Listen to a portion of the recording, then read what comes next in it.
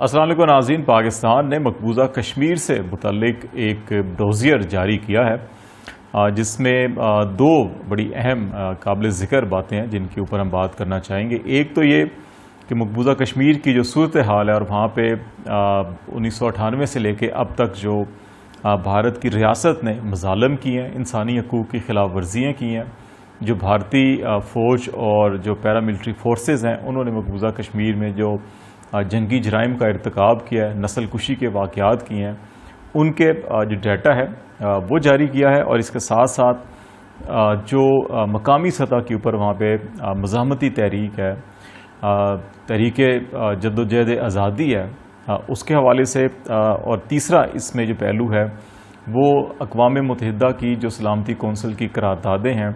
عالمی قوانین اور انسانی حقوق سے متعلق جو عالمی قوانین ہیں، ان کی روشنی میں جو مسئلہ کشمیر ہے اس کو بیان کیا گیا ہے، اور پھر جو مقبوضہ کشمیر میں آبادی کے تناسب کو تبدیل کرنے کے لیے جو بھارتی ریاست کوششیں کر رہی ہے ان کو بے نقاب کیا گیا ہے۔ اس کے ساتھ ساتھ ایک اور جو اہم بات کی گئی ہے پاکستان کی جانب سے اس ڈوزیئر میں، وہ یہ کہا گیا ہے کہ انڈیا اب افغانستان میں ناکامی کے بعد مقبوضہ کشمیر میں جو جاری آزادی کی تحریک ہے اس کو عالمی سطح پہ بدنام کرنے کے لیے یا اس کو دہشت گردی کے ساتھ جوڑنے کے لیے انڈیا کے 5 شہروں میں دہشت گرد تنظیموں کو تربیت فراہم کی جا رہی ہے، اور اس میں داعش کا نام لیا گیا کہ داعش کے نام سے، دولت اسلامیہ کے نام سے دہشت گردوں کو انڈیا کے اندر تربیت دی جا رہی ہے، اور اس سے متعلق جو شواہد ہیں وہ بھی اس ڈوزیئر میں شامل کیے گئے ہیں، اور یہ کہا گیا ہے کہ ان تربیت یافتہ دہشت گردوں کو مقبوضہ کشمیر میں کشمیری عوام کے خلاف اور کشمیر کی جو حریت رہنما ان کے خلاف استعمال کیا جائے گا، اور اس واقعات کو پھر تحریک آزادی کے ساتھ جوڑ کر تحریک آزادی کے خلاف مزید ایک منظم جو ہے وہ ایک ریاستی سطح پر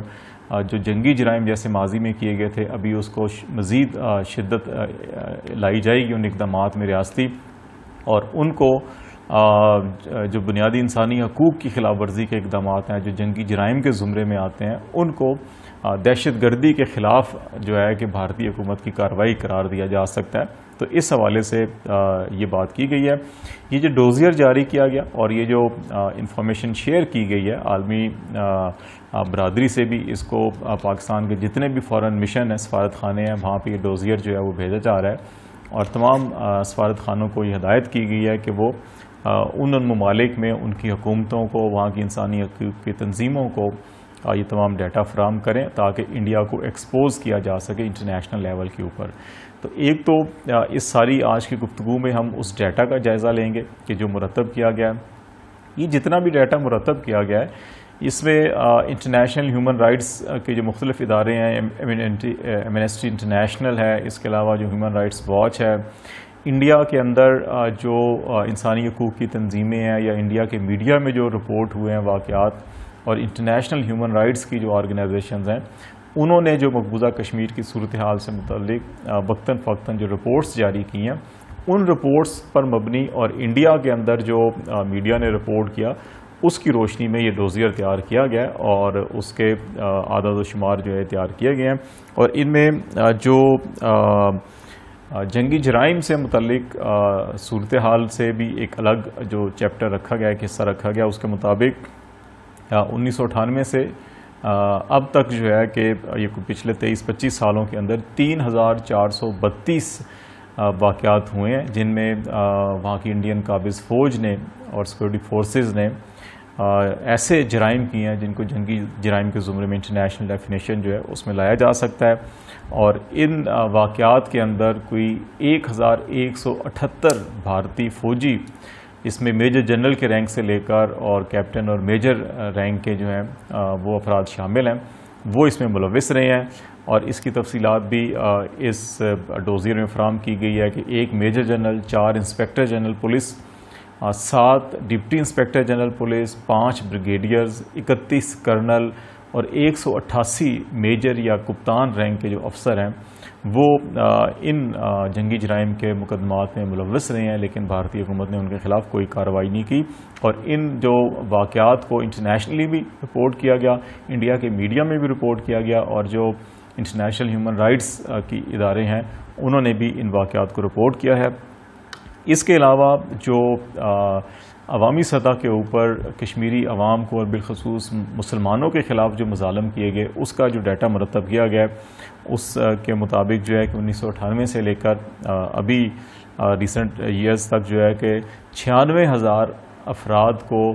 ماورائے عدالت جو ہے وہ قتل کیا گیا اور 1,62,000 افراد کو گرفتار کر کے اور سنگین تشدد کا نشانہ بنایا گیا۔ اس کے علاوہ 25,000 افراد کو پیلٹ گنز کے استعمال کر کے ان کو بینائی سے محروم کیا گیا یا معذور کیا گیا، ان کو 11,250 خواتین کی بے حرمتی کی گئی، ان کے ساتھ زیادتی کے واقعات رپورٹ ہوئے ہیں، اور یہ بے حرمتی اور زیادتی کے واقعات یہ انڈین آرمی کے افسروں اور جوانوں نے کیے اور پولیس کے جوانوں نے کیے، اس میں سویلینز جو ہیں وہ شامل نہیں تھے۔ اسی طرح 23,000 خواتین جو ہیں وہ بیوہ ہوئیں، ان کے ہسبینڈز کو اریسٹ کر کے جو ہے وہ مارا گیا تھا۔ ان واقعات کے نتیجے میں کوئی 1,08,000 بچے یتیم ہوئے اور 1,10,000 مختلف بلڈنگز جس میں گھر بھی تھے، جس میں عبادت گاہیں بھی تھیں، جس میں کمرشل ایریاز بھی تھے، دکانیں یا پلازے وغیرہ، یہ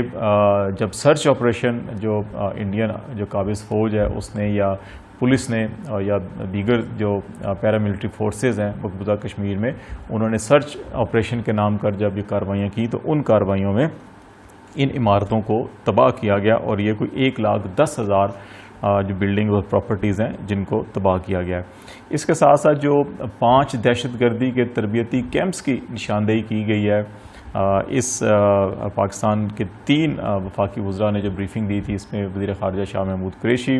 ان کے ساتھ پاکستان کی قومی سلامتی کے مشیر ڈاکٹر معید یوسف اور پاکستان کی انسانی حقوق کی وزیر ڈاکٹر شیری مزاری شامل تھیں۔ انہوں نے یہ بتایا کہ 5 دہشت گرد کے جو تربیتی کیمپس انڈیا میں قائم کیے گئے وہ گلمرگ، رائے پور، جودھ پور اور انوپ گڑھ اور بیکانیر کے علاقے ہیں جہاں پر یہ قائم کیے گئے ہیں، اور یہاں پہ داعش سے منسلک دہشت گردوں کو تربیت دی جا رہی ہے، ان کو دہشت گردی کے کس طرح سے واقعات کیے جاتے ہیں، ان کو وہاں پہ مالی امداد بھی فراہم کی جا رہی ہے، ان کو وہاں پہ جو اسلحہ گولہ بارود ہے وہ بھی فراہم کیا جا رہا ہے، اور ان کو اس کا مقصد جو ہے کہ وہ تربیت دے کر مقبوضہ کشمیر میں بھیجنا ہے۔ وہاں پھر یہ دہشت گرد جو ہے مقبوضہ کشمیر میں مختلف دہشت گردی کی کارروائیاں کریں گے، جن کو حریت تحریک جو ہے کشمیر کے اندر اس کے ساتھ منسلک کیا جائے گا، اور پھر تحریک آزادی کشمیر کو دہشت گردی کا نام دینے کی کوشش کی جائے گی۔ ماضی میں بھی جب 9/11 کے بعد افغانستان میں اور اس خطے میں دہشت گردی کے خلاف جنگ جاری تھی، اس وقت بھی انڈیا نے متعدد بار یہ کوشش کی کہ جو تحریک آزادی کشمیر ہے اس کو دہشت گردی کے ساتھ منسلک کیا جائے، لیکن انٹرنیشنل کمیونٹی نے ابھی تک اس کو تسلیم نہیں کیا۔ تو پاکستان نے یہ خدشہ ظاہر کیا ہے کہ انڈیا جو ہے کہ ایک بار پھر یہ کوشش کرے گا کہ ان تربیت یافتہ دہشت گردوں کے ذریعے مقبوضہ کشمیر میں کارروائی کرے اور پھر اس سے پاکستان کو بدنام کرنے کی کوشش کرے یا تحریک حریت کو بدنام کرنے کی کوشش کرے گا، اور پھر تحریک حریت سے وابستہ جو افراد ہیں ان کے خلاف کریک ڈاؤن کر کے یا مزید سختیاں کر کے اس کو جو ہے انسداد دہشت گردی کی کارروائی کا نام دینے کی کوشش کی جائے گی۔ تو اس لیے پاکستان نے یہ فیصلہ کیا کہ اس کو امیڈیٹلی ان تمام انفارمیشنز کو پاکستان کے اندر بھی شیئر کیا گیا، اب انٹرنیشنلی بھی اس کو تمام ممالک کے اندر پاکستان کی سفارت خانوں کو دیے گیا ہے۔ یہ ڈوزیئر جو ہیں یہ اقوام متحدہ کے جو پرماننٹ 5 ممالک ہیں، امریکہ، روس، چین، برطانیہ، فرانس جو ہے کہ پاکستان میں جو ان کے سفارت خانے ہیں ان کو بھی فراہم کیے جائیں گے تاکہ وہ اپنی حکومتوں کو ارسال کریں۔ اس کے علاوہ اسلام آباد میں جو ڈپلومیٹک کمیونٹی ہے یہ اس کو بھی فراہم کیے جائیں گے، ان کو بھی بریفنگ دی جائے گی، اور پھر عالمی سطح پر بھی ان تمام معاملات کو اجاگر کیا جائے گا۔ اور یہ ایسے وقت میں حکومت پاکستان نے فیصلہ کیا جب علی گیلانی صاحب کی 1 ستمبر کو سری نگر میں وفات ہوئی، تو ان کی جو تدفین اور آخری رسومات اور نماز جنازہ کو بالکل جو اسلامی اقدار روایات ہیں ان کے مطابق ادا کرنے کی اجازت نہیں دی گئی۔ علی گیلانی صاحب کے جو صاحبزادے ہیں دونوں ڈاکٹر نعیم اور ڈاکٹر نسیم گیلانی جو ہے، ان دونوں نے کہا ہے کہ انہیں بھی جنازے کی اجازت نہیں دی گئی تھی اور وہ بھی اپنے والد کا جنازہ نہیں پڑھ سکے، اور پھر بھارتی قابض فوج نے ان کی میت جو ہے ان کے گھر سے زبردستی اپنے قبضے میں لی اور جا کر ان کو دفنایا، یا کس طریقے سے وہ کیا۔ یہ سارے معاملات جو تھے، اس نے یقیناً طور کے اوپر ایک تشویش کی لہر پیدا ہوئی تھی۔ تو اس تناظر میں پاکستان نے ابھی فیصلہ کیا کہ انڈین حکومت ریاستی جبر میں اس قدر پاگل ہو چکی ہے کہ وہ جو تدفین کے یا انتقال کے بعد بھی کشمیری لیڈروں کے ساتھ جو سلوک کیا جا رہا ہے، اس کے تناظر میں پاکستان نے فیصلہ کیا۔ اچھا فیصلہ ہے، اور اس کو منظم طریقے سے ہر فورم کے اوپر اٹھانا چاہیے، اور اس کے ساتھ ساتھ اس کے اوپر ڈبیٹس کی جانی چاہیے پاکستان میں، اور خاص طور کے اوپر یونائٹڈ نیشن کو، OIC کو، اسلامی ممالک کو، خلیجی ممالک کو، اور پوری دنیا کے اندر اس کے اوپر جو ہے کہ بات کی جائے۔ اگرچہ گزشتہ 1-2 دہائیوں میں انڈیا نے اس خطے میں امریکہ کے ساتھ مل کر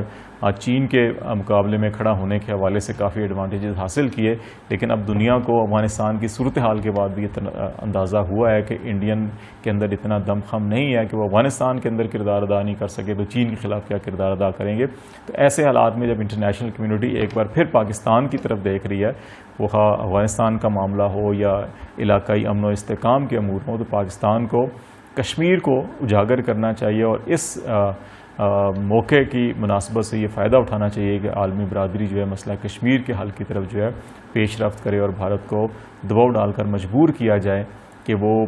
مزید انسانی حقوق کی خلاف ورزیاں کرنے کے بجائے مسئلہ کشمیر کو حل کرنے کی طرف جو ہے پیش رفت کرے، تاکہ اس سے دو طرفہ تعلقات میں بھی بہتری آئے گی اور خطے میں بھی امن و استحکام کے لیے جو عالمی کوششیں ان کو تقویت ملے گی۔